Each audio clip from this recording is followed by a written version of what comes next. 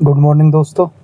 आज की आपकी जो क्लास रहने वाली है वो रहने वाली है एक बहुत ही बेहतरीन पोएम है जॉन ड्राइडन के द्वारा, जिसका नाम है a song for saint Cecilia's day. Timeless poetry है। टाइमलेस पोइट्री इसको इसलिए बोलते हैं क्योंकि ये मतलब टाइम से बियॉन्ड है। Rich imagery, divine inspiration, must know for exams. ये देखो कुछ ये हाईलाइटेड पॉइंट्स दिखाएं इसमें। ये वाला नोट देखो आप, ये देखो, इसको जूम कर देता हूँ। Music is the voice of the soul, John Dryden. बहुत अच्छी बात कही है कि जो ये म्यूजिक होता है ये सोल की आवाज़ होती है, ठीक है ना। तो बिना टाइम वेस्ट करे अपन शुरू करते हैं पोएम। पोएम से पहले देखो ये बता देता हूँ मैं आपको 10 most important facts about John Dryden. ये मैं क्यों बता रहा हूँ, क्योंकि आपके periods history of English literature वाले जो है मेजर लिटरेरी पीरियड्स दे रखे हैं उसमें सिलेबस में, तो उसके चलते मैं इसको बता रहा हूँ क्योंकि क्वेश्चन यहाँ से भी बन सकता है। अगर पोएम से पूछेगा तो पोएम से पूछ लेगा, नहीं तो ये जो जॉन ड्राइडन है ये भी आपकी जो नियो क्लासिकल एज है उसके जो अपन 3 पार्ट करते हैं। कौन कौन से करते हैं? रेस्टोरेशन और ऑगस्टन और सेंसिबिलिटी, ठीक है। तो इसमें जो ये रेस्टोरेशन एज है आपका, इसमें जो इसको ड्राइडन एज भी बोल देते हैं, एज ऑफ ड्राइडन रेस्टोरेशन को, इस ड्राइडन के चक्कर में, तो इसको हल्के में मत लेना। ये बहुत बड़ा पोइट है अपने टाइम का, ठीक है ना। पोइट भी है, क्रिटिसिज्म भी है। देखो लिखा हुआ है the father of English criticism John Dryden. तो जॉन ड्राइडन के बारे में खूब सारे फैक्ट बनते हैं, एक बार देख लेते हैं एक नज़र से, फिर अपन पोएम की तरफ मूव करेंगे, ठीक है। बॉर्न इन 1631, बिल्कुल इसका टेन्योर जो रहता है वो ऐसे रहता है 1631 से 1700, ठीक है। और ये पोइट लॉरिएट भी बना था, फर्स्ट ऑफिशियल पोइट लॉरिएट। देखो पोइट लॉरिएट का क्वेश्चन बनता है, जैसे उसमें स्टेटमेंट वाइज पूछ ले आपसे, तो ये पोइट लॉरिएट बनता है। और first poet, first official, official क्यों? क्योंकि एक और हुआ था अपने शुरुआत में, बेन जॉनसन, जो है एलिजाबेथन एज के टाइम का। तो जो बेन जॉनसन है इसको भी राजा के खजाने से जो है पेंशन मिलती थी, लेकिन इसको ऑफिशियल पोइट लॉरिएट नहीं बोला गया था। ऑफिशियल पोइट लॉरिएट है अपने ये जॉन ड्राइडन। क्यों बनाया गया था? क्योंकि इसकी बेहतरीन रचनाएं आती हैं, द फायर ऑफ लंदन करके, उस टाइम में बहुत शानदार शानदार रचनाएं इसके द्वारा लाई गई थी।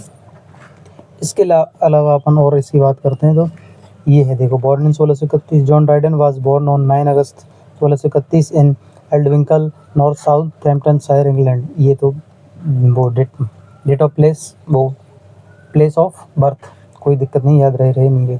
ए लीडिंग लिटरेरी फिगर, बिल्कुल लीडिंग तो है ही है। He was a prominent poet, playwright, critic, translator of the restoration period. मैं बोल रहा था ना रेस्टोरेशन एज, ये रेस्टोरेशन एज मतलब दोबारा से जब मोनार्की एस्टेब्लिश हुई थी उसमें, ये थोड़ा सा पीरियड्स ऑफ इंग्लिश लिटरेचर की बातें हैं।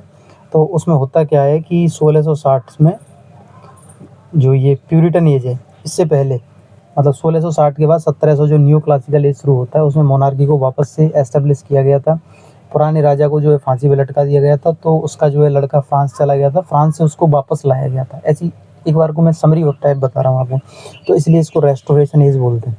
द फादर ऑफ क्रिटिसिज्म, बिल्कुल आपको लिटरेरी क्रिटिसिज्म पढ़ना होता है अगर आप थोड़े से ऊंचे लेवल की एग्जाम की तैयारी करते हो, आप नेट करते हो या कुछ और करते हो, तो ये वाली बात भी पता होनी चाहिए आपको। Dryden is widely regarded as the father of English criticism for his insightful critical essays and prefaces, ठीक है। मास्टर ऑफ प्ले राइट, बिल्कुल, ही रोट ओवर 30 प्लेस, 30 से ज़्यादा नाटक लिखे हैं। ऑल फॉर लव, ये कुछ फेमस हैं, all for love, the Spanish friar और एम्पीट्रायन, ये इसके फेमस प्लेज में आते हैं। Prolific writer, Dryden wrote extensively in many genres, poetry, drama, essay, satire and translation, बहुत कुछ लिखा है, ठीक है। ये देखो, I am not born for one time but for all time, बिल्कुल सही कहा बंदे ने, आज भी हम इसको पढ़ रहे हैं, ठीक है ना।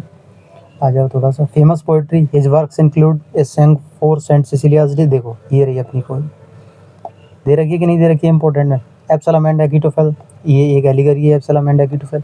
मैक फ्लैकन, ये एक सटायर है, किसके ऊपर? टॉमस सैडवेल के ऊपर लिखा है, तो ये है, ठीक है। A song for saint Cecilia's day, ये अपन पढ़ने वाले हैं। और एब्सलम एंड अकीटोफेल ये एलिगोरी का एग्जाम्पल है, और मैक फ्लैकन एक सटायर लिखा है इसने, पोइट के ऊपर, एक पोइट था। पोइट लॉरिएट कब बना था ये? He was appointed poet laureate of England 1668, a position he held until his death. क्या बात है, एक ऐसा खिताब जो उसने अपने मरने तक निभाया या अपने मरने तक साथ रखा, ठीक है। ट्रांसलेटर, एक्स्ट्राऑर्डिनेट ये रहा ही ट्रांसलेटेड वर्क्स ऑफ वर्जिल के वर्क हैं, ओविड के हैं, जुवेनल के हैं और कई सारे ग्रेटली इन्फ्लुएंसिंग इंग्लिश लिटरेचर के जो वर्क हैं उनको ट्रांसलेट करा है इस भाई ने, ठीक है।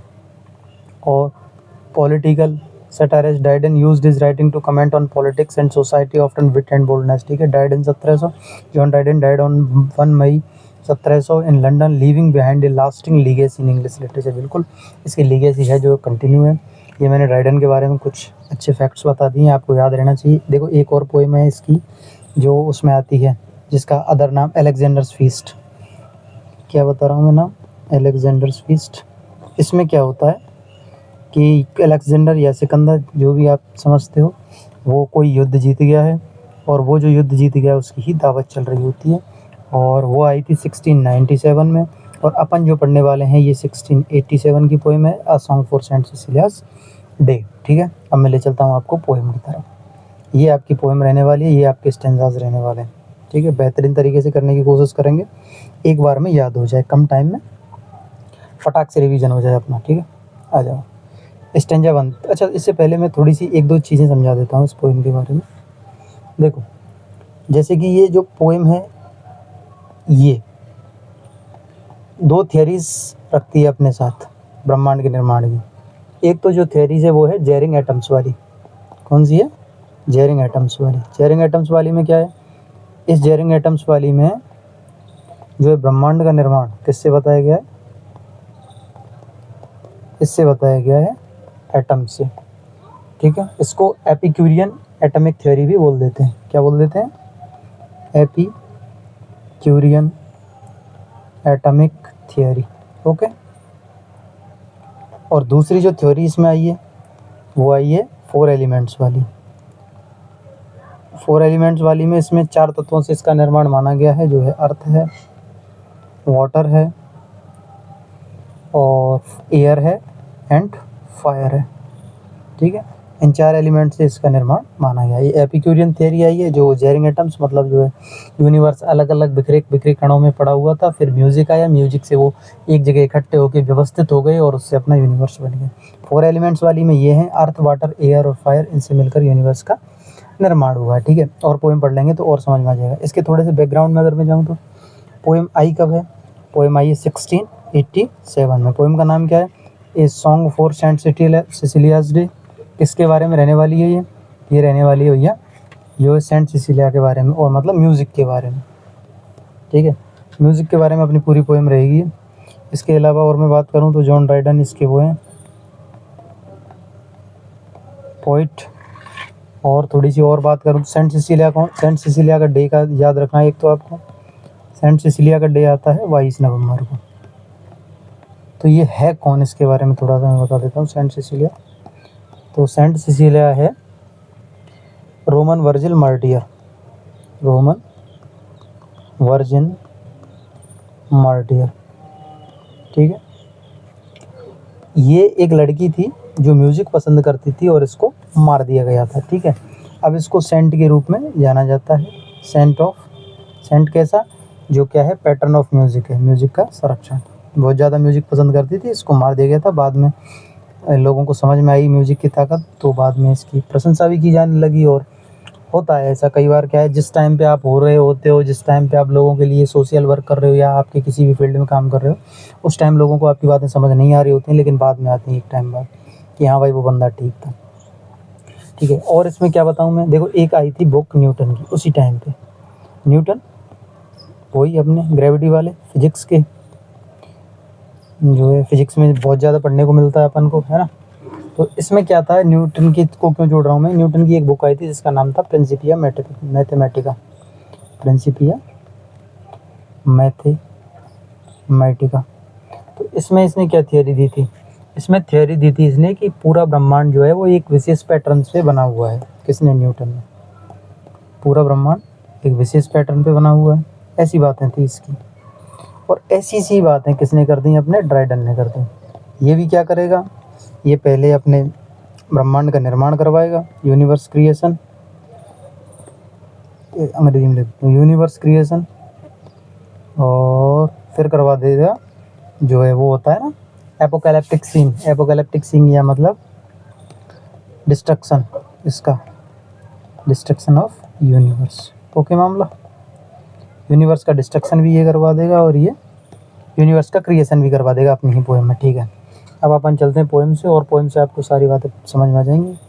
एक बार अगर मैं ये देखें तो अपने कितने स्टैंजा हैं इसमें, 1 1 2 3 4, ब्लैक ले लेता हूँ, ठीक है, 1 2 3 4 5 6 7 स्टैंजा हैं और एक ग्रांड कोरस है। ठीक है, अब इसको अपन कवर करते हैं stanza by stanza, line by line इसका अब देख लेते हैं एक बार क्या है ये।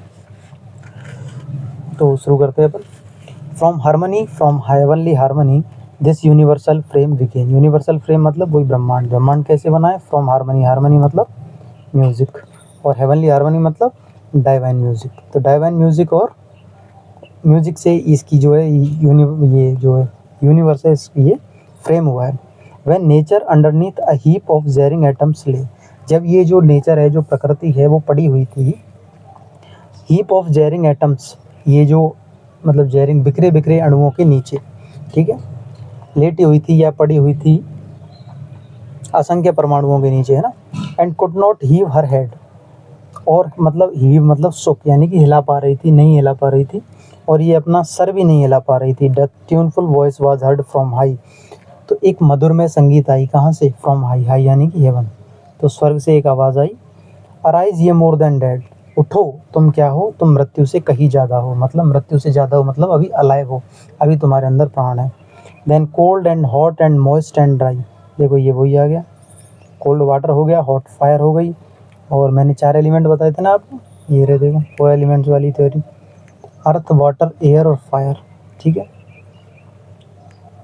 ना, ये वही है यहाँ पे, hot and moist and dry in order to their station sleep. तो ये क्या है? ये जो 4 एलिमेंट थे अपने, एयर वाटर और ये अर्थ और ये, तो ये उछल करके अपनी जगह पर जाके व्यवस्थित हो गए, मतलब सही जगह पर जाकर बैठ गए, तो यूनिवर्स बन गया। कैसे बना यूनिवर्स? देखो, from harmony, from heavenly harmony this universal frame began when nature underneath a heap of jarring atoms lay and could not heave her head.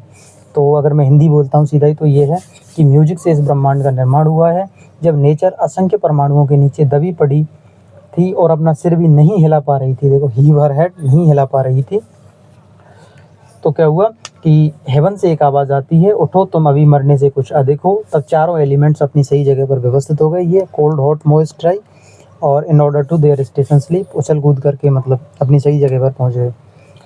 And musics powered ओवे, और म्यूजिक की इन्होंने क्या की, मतलब आज्ञा का पालन किया, या म्यूजिक की बात मानी। From harmony, from heavenly harmony, वो ये पहली line, this universal frame began, ये लाइन रिपीट कर दी है। देखो, लाइन रिपीट होती है ना किसी में, तो उसको रिफ्रेन बोलते हैं। रिफ्रेन एक तरीके से बर्डन, जैसे इस लाइन को आपने पहले ही पढ़ लिया है और ये वापस से आ गई, तो इसको रिफ्रेन या बर्डन बोलते हैं लिटरेचर की भाषा में।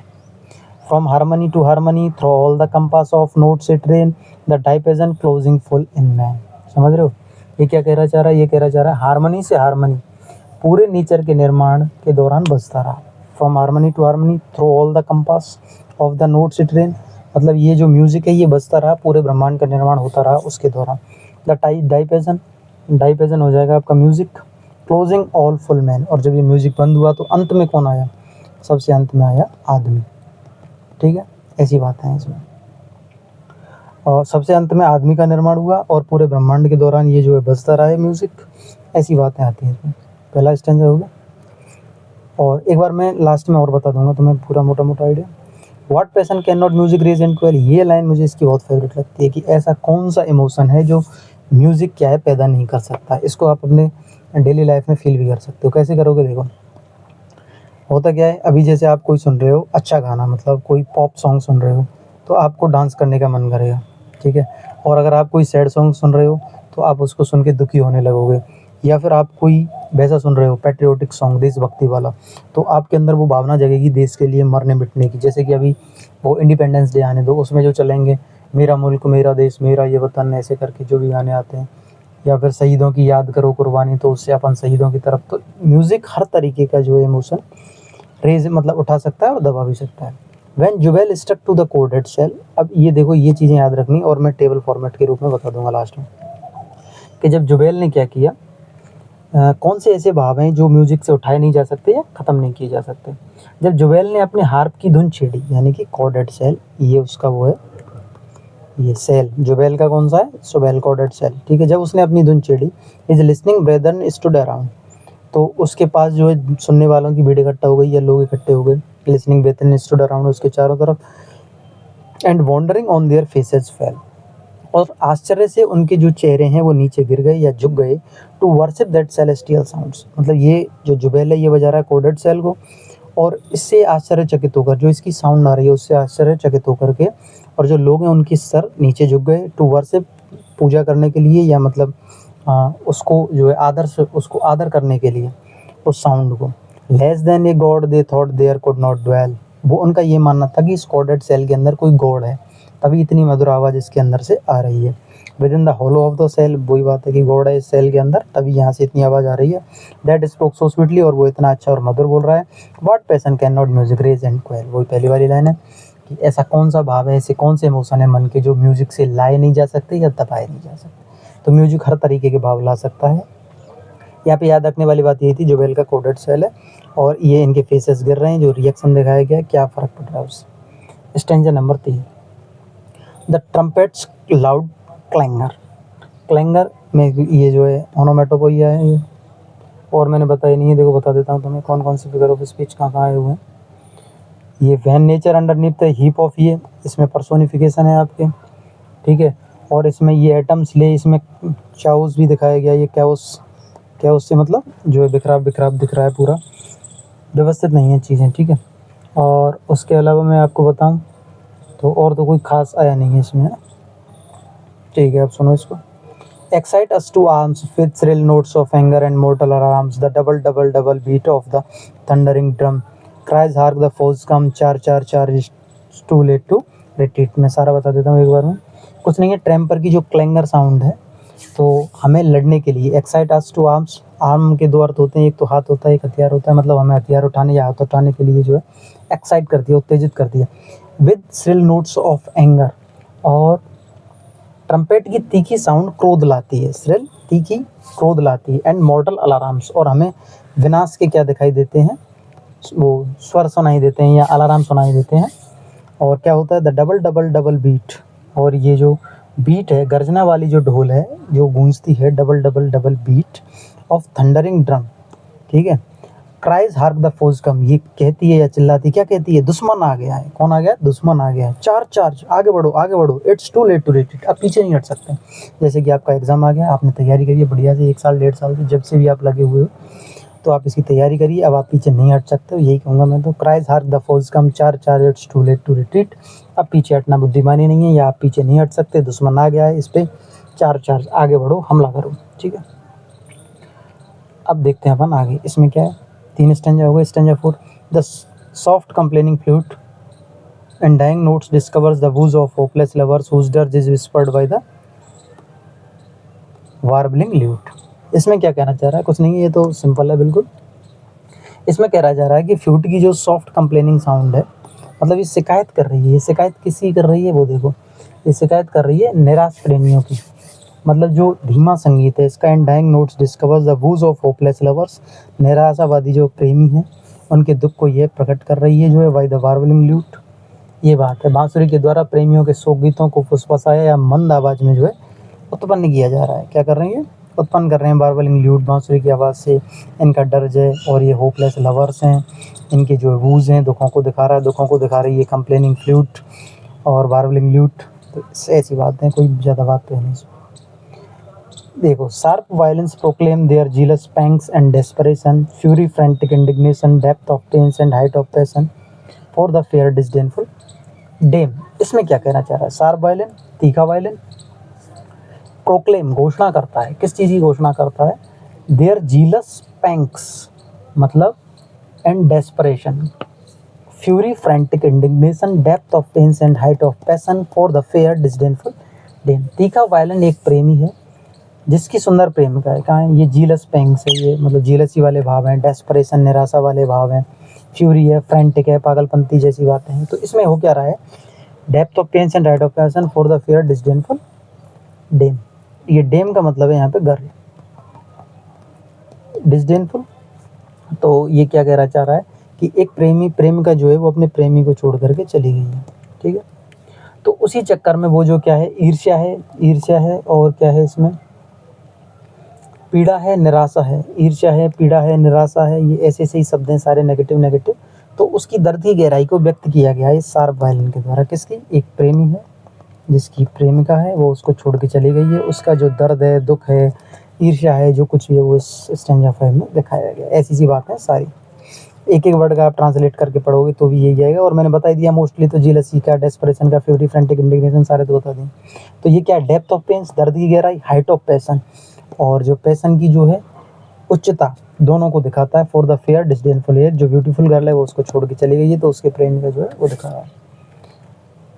Stanza 6, but oh what art can teach, what human voice can reach, the sacred organs praise, notes inspiring holy love, notes the wing their heavenly ways to mend coerce। ये क्या कह रहा है? ये रिटोरिकल क्वेश्चन में है पूरा device. Rhetorical question समझते हो? जब हम ऐसे करके बोलते हैं क्या आप ऐसा नहीं कर सकते हो, इसका मतलब आप कर सकते हो, तो ऐसा ही है।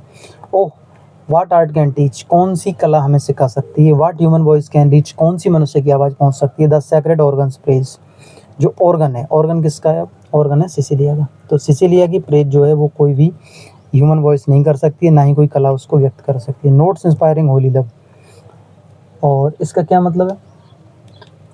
इस पवित्र ऑर्गन की आवाज़ आपके अंदर पवित्र प्रेम को जगाती है। Notes the wing their heavenly wings their heavenly ways to mend the choirs ever. तो ये तो ऐसे ही कह रहा है कि द सैक्रेड ऑर्गन्स प्रेज, कि जो पवित्र ऑर्गन की है जो प्रशंसा कौन कर सकता है? कोई नहीं कर सकता है। कौन सी आवाज़ कर सकती है? नहीं कर सकती। कौन सी कला कर सकती है? नहीं कर सकती। और क्या कहना चाह रहा है इसमें ये? Notes that wing their heavenly ways, और इसके जो नोट्स हैं या इसकी जो आवाज़ है वो आपको कहाँ ले जाएगी? स्वर्ग के रास्तों तक ले जाएगी। To mend the choirs ever, आप में सुधार करेगी। किसमें? कोयर्स। और जो म्यूज़िक के जो हैं म्यूजिशियन हैं, जो म्यूज़िक के गॉड हैं, उनको भी सुधार देगी। मतलब जो म्यूज़िक वाले हैं, म्यूजिशियंस हैं, चाहे वो अर्थ पे हैं चाहे वो हेवन में हैं, उनमें भी सुधार करेगी। कौन?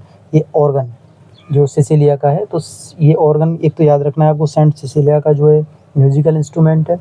और इसमें क्या बताया गया है? इसमें यही बता रहा है कि ईश्वर के मार्ग पर ले जाती है और स्वर्ग के संगीतकारों की भी कमियों को ये दूर कर देती है। टू मेंड, सुधार देती है। द कोयर्स एवं मतलब ऊपर, एवं मतलब ऊपर हेवन में जो भी म्यूजिशियन है उनको सुधार देगी। इसकी आवाज़ है जो है पवित्र है। किसकी? ऑर्गन की। तो उम्मीद करता हूँ आपको समझ आ गया होगा ये, वैसे ज़्यादा कुछ था नहीं इसमें। और स्टेंजा नंबर 7 लास्ट स्टेंजा है। इसमें कंपेयर किया गया है ऑर्फियस को और उसको, सिसिलिया को। तो Orpheus could lead the savage race and trees unrooted left their place sequentious of the lyre। Orpheus का जो म्यूजिकल इंस्ट्रूमेंट है वो है लायरे। तो ऑर्फियस जब अपने लायरे को बजाता है तो क्या होता है? तो ये होता है कि जो ये सैवेज रेस मतलब जंगली जो पेड़ हैं उनको अनरूट, मतलब पेड़ उखड़ के जड़ों समेत उसके साथ चल देते हैं। ऐसा है इसका मामला ऑर्फियस का। इसका मामला कैसा है फिर सिसिलिया का ऐसा है कि जब सिसिलिया इसको बजाती है ना, अपने इसको ऑर्गन को, vocal breath was given an angel heart, तो स्वर्ग में एक एंजल ने इस संगीत को सुना। And state appeared mistaking earthly for heaven, तो उसने समझा ये आवाज़ जहाँ से आ रही है वहीं अच्छा स्वर्ग है या सही स्वर्ग है, तो वो धरती पर आ गया था। यानी कि एंजल को भी कंफ्यूज कर दिया था। किसने? सेंट सिसिलिया ने। ठीक है, अब क्या है ये मैंने बता ही दिया। अब चलते हैं अपन इधर ग्रैंड कोरस। ग्रैंड कोरस बता देता हूँ, फिर मैं एक बार देखो बता ही देता हूँ सारा। इसमें कुछ था नहीं, इसमें नेचर का निर्माण बताया गया थी, कैसे कैसे हुआ है कि जो है म्यूजिक को फॉलो करता है नेचर, म्यूजिक की बात मानता है, म्यूजिक को सुपर दिखाया गया है, म्यूजिक के ऊपर ही पूरी पोएम है। इसमें क्या कह रहा है कि ऐसा कौन सा है पैसन है या मतलब वो जो मतलब म्यूजिक उसको ऊपर नहीं उठा सकता या उसको शांत नहीं कर सकता। ठीक है, इसमें ट्रम्पेट के क्लैंगर को बताया गया है कि वो हमें लड़ने के लिए मतलब शत्रु आ गया है, ऐसी बातें हैं इसमें। इसमें फ्लूट जो है प्रेमियों का दुख दर्द, इसमें भी वही प्रेमियों का दुख दर्द जो प्रेमिका चली गई छोड़ के। इसमें आर्ट के बारे में बताया गया कि कोई भी जो है उसकी प्रशंसा नहीं कर सकता, वो तो जो है अल्टीमेट है, सिसिलिया का ऑर्गन। स्टेंजा 7 में ऑर्फियस का जो है आपके लायरे और सिसिलिया का ऑर्गन का कंपैरिजन किया गया है, और ये है grand chorus. As from the power of sacred lays the spheres began spheres began to move and sung the great creator's praise to all the blessed above. So when the last and dreadful hour this crumbling peasant shall devour, the trumpet shall be heard on high, the dead shall live, the living die, and music shall untune the sky। इसमें क्या कहना चाह रहा है ये, जब ये संगीत बजा as from the powered of sacred lays, जब ये पवित्र जो है ध्वनियाँ गाई गई तो हुआ क्या, तो संसार के जो है सारे ये स्फीयर्स ग्रह नक्षत्र क्या हुए, हिलना शुरू हुए, यानी कि इनमें मूवमेंट शुरू हुई, ठीक है। और एंड संग the great creators praise, creator, ये ग्रेट क्रिएटर कौन है, गॉड है, तो सभी ने क्या की, इन इंस्ट्रूमेंट ने क्या की, उसकी गॉड की प्रशंसा की, ठीक है। और इसमें क्या हुआ है, to all the blessed above, यानी कि जो ऊपर थे या ईश्वर थे उनकी सबकी प्रशंसा की, सभी एंजल्स की प्रशंसा की। उसी प्रकार so when the last and dreadful hour, जब अंतिम मतलब उस वो आखिरी घड़ी आएगी, when the last and dreadful hour this crumbling pageant shall devour, तो क्या होगा, तब ये जो है नज़ारा नष्ट हो जाएगा। क्रम्बलिंग पीजेंट, ये चलता फिरता जो है घूमता फिरता नज़ारा जो है ये पूरा संसार है, सेल डिवोर नष्ट हो जाएगा। The trumpet shall be heard on high, और किसकी ध्वनि सुनी जाएगी, ट्रम्पेट की। ये याद रखना है कि जब ये नष्ट होगी तो किसकी ध्वनि सुनी जाएगी, ट्रम्पेट, ठीक है। इंपॉर्टेंट है, क्वेश्चन बन सकता है यहाँ से कि ग्रैंड कोरस में जब वो इस संसार को नष्ट कर रहा है तब कौन सा इंस्ट्रूमेंट बज रहा है, तो trumpet. Trumpet shall be heard on high, the dead shall live, जो मर गए हैं वो जिंदा हो जाएंगे। द लाइविंग लेड, मतलब एपोकैलिप्टिक सीन जो है दिखाया गया है इसमें, है ना। और and music shall untune the sky, और जो मरे हुए हैं वो जिंदा हो जाएंगे, और ये जो है म्यूजिक जो है क्या कर देगा, अनट्यून, मतलब डिस्ट्रॉय कर देगा किसको, स्काई को या पूरे ब्रह्मांड को जो है म्यूजिक नष्ट कर देगा इसको। ये जो है ग्रैंड कोरस में एक तो दिखाया गया आपका the day of judgement, day of judgement की जो है ये बात चलती है उसमें बाइबल में, मतलब final day, the day of judgement, JUDGE ऐसे होती है स्पेलिंग इसकी, जजमेंट, ठीक है। और इसको डूम्स डे भी बोल देते हैं, और इसको बिब्लिकल रेफरेंस तो ये है ये, ठीक है। अब एक चीज़ देखो आप, ये स्टैंजा 1 में इसने क्या करा है, क्रिएशन ऑफ यूनिवर्स करा है, और स्टैंजा इसमें क्या किया है, इसमें ग्रैंड कोरस में इसको डिस्ट्रक्शन कर दिया है, डिस्ट्रक्शन, ठीक है। अब मैं तुम्हें 2-3 चीज़ें बताने वाला था, वो बता देता हूँ, काम की चीज़ें थोड़ा सा 2 मिनट के अंदर अपन कवर कर देते हैं, और वो सही भी रहेगा आप लोगों के लिए, ठीक है, क्योंकि अपन क्या है सारा उसको कर नहीं पाते हैं कवर एक तरीके से, तो हम मुझे करवाना पड़ेगा उसमें। देखो मैं बताऊंगा आपको स्टैंजा 1 कहाँ गई, अरे भाई यही चाहिए स्टैंजा, हाँ ठीक है, सही आ रहा है ना। देखो कौन कौन सा है और उसका इम्पैक्ट क्या क्या पड़ रहा है, ये बात याद रहनी चाहिए। मुझे लगता है क्वेश्चन यहाँ से बनेगा, ज़रूर बनेगा, डेफिनेट, ठीक है। अब सुनो, देखो स्टैंजा नंबर 1 की बात थी, तो जुबेल का आया था, जुबेल का कौन सा है, कोडेड सेल, ठीक है, कोडेड सेल था, कोडेड सेल या हार बोल सकते हो आप इसको, ठीक है। इसकी साउंड कैसी थी, इसकी साउंड थी सेलेस्टियल, जो पहले स्टैंजा में चल रही थी सेलेस्टियल साउंड थी, सेलेस्टियल को हेवनली भी बोल सकते हो आप, ठीक है। और इसने क्या किया था, सुन लो, ये बात याद रखनी है आपको, जुबेल का कोडेड सेल था, सेलेस्टियल साउंड थी। इसमें जो इसके आसपास लोग थे, मतलब जो उसके आसपास जो लोग थे, हिंदी में बता देता हूँ, आसपास लोग थे वो क्या हो गए थे, उनके सर झुक गए थे पहली चीज़ तो, और उन्होंने क्या माना, उन्होंने ये माना कि जो ये है ये मतलब गॉड लिव्स, मतलब इसके अंदर गॉड है, उसके अंदर कोडेड सेल के अंदर, जहाँ से इतनी अच्छी, मतलब God the hollow of the great shell, ऐसे ही तो था कि उसके अंदर गॉड है जो उसको क्या कर रहा है, यहाँ से आवाज़ ये आ रही है। दूसरा था ट्रम्पेट, ट्रम्पेट 2 बार बजाया, एक बार तो ग्रैंड कोरस में बजाया लास्ट में, ठीक है। इसकी क्या है, लाउड क्लैंगर तो इसकी साउंड थी, ठीक है। और ये क्या बता रहा है हमें, लाउड क्लैंगल श्रिल नोट्स, इस तरीके की बातें थी। ये हमारे हाथों को एक्साइट कर रहा है, किसके लिए, लड़ने के लिए, एक्साइट अस टू आर्म, मतलब फाइट के लिए, ठीक है। और एंगर का तो इमोशन है, ये तो कोई बात नहीं है। और मॉर्टल अलार्म से इसमें दिखाया गया है, ठीक है। एक बज रहा है इसमें ड्रम, ड्रम क्या कह रहा है, ड्रम का वही डबल डबल डबल ड्रम है, ये तो याद भी रह जाएगा, इलिट्रेशन डबल डबल ड्रम, ठीक है। और ये क्या कह रहा है, ये ड्रम कह रहा है हमसे कि हार्क, मतलब आगे बढ़ो, चार्ज करो, या और जो है फोई, शत्रु आ गया है, फोइस कम, और अब अपन पीछे नहीं हट सकते, it's too late to retreat, ऐसी बातें हैं, it's too late to retreat, ठीक है। ड्रम बजा दिया हमने, 3 तरीके के बजा चुके हैं, हार्प बजा चुके हैं हम, ट्रम्पेट बजा चुके हैं, ड्रम बजा चुके हैं। अब आती है एक फ्लूट। फ्लूट है और फ्लूट के साथ अपन ले लेते हैं ल्यूट। ठीक है, 1 2 3 4 5। फ्लूट क्या कर रही है? फ्लूट की सॉफ्ट कंप्लेनिंग साउंड है। कंप्लेन किसकी कर रही है? लवर्स की कर रही है। लवर्स की कंप्लेन कर रही है। The woes of hopeless lovers. Poem में हैं ये सारी बातें, मैंने तो बस लिख दिया है आपके लिए, थोड़ा सा आपको ध्यान चला जाए। ल्यूट है, ल्यूट में क्या है? ल्यूट का जो है वार्बलिंग है मामला पूरा, ये सारे शब्द मिल जाएंगे आपको उसमें। सॉफ्ट म्यूजिकल साउंड है इसका, सॉफ्ट म्यूजिकल साउंड है इसके। ठीक है, और इसमें आगे क्या है? इसमें आगे the dirge of hopeless lovers है। ठीक है, ये तो देखो the woes of hopeless lovers और ये the dirge of hopeless lovers. ठीक है, वैसे तो सेम सी बातें हैं लेकिन देख लेना। ल्यूट में डर्ज है और इसमें फ्लूट में वूज है। फ्लूट में वूज है, ल्यूट में डर्ज है। The dirge of hopeless lovers. ठीक है, और क्या है इसमें? और इसमें एक आया है वायलिन। ठीक है, ये मैं पेज ले लेता हूँ, ये पेज। एक आया है इसमें वायलिन, और वायलिन में क्या दिखाया है? वायलिन में दिखाया है वही होपलेस की, वो वही लवर्स की जीलस है, पेन है, पेन है, और क्या है इसमें, है ना?